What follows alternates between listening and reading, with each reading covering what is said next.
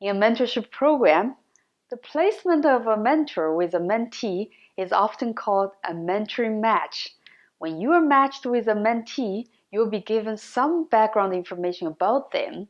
Your caseworker will help you with the review to help prevent any biases being planted.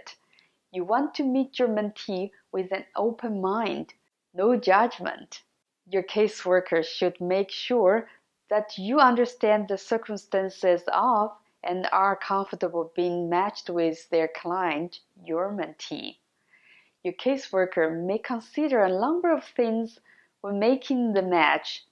Things like age, gender, linguistic and cultural background factors.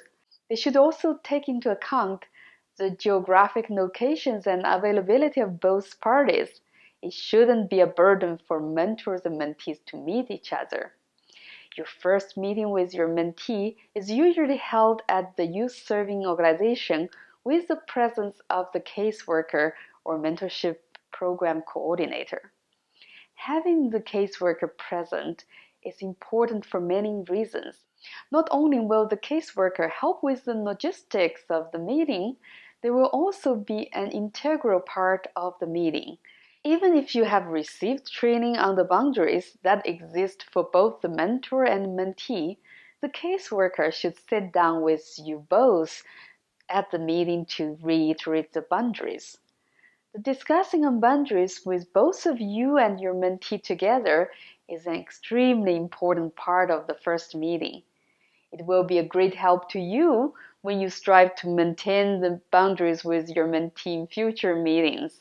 Often, when boundaries are discussed by the caseworker, mentees are more receptive to them and the discussing feels less personal.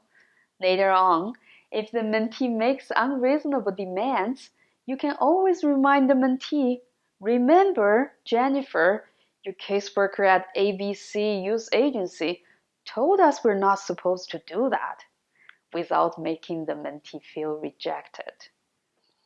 Besides serving as an introduction between the mentor and the mentee, the match meeting should also help set certain parameters for the mentoring relationship.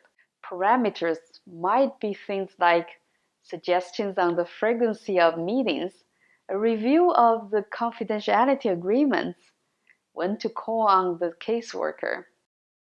And the caseworker should define their role at the meeting and let the mentoring pair know that he or she will always be there for them should there be any issue with the mentorship.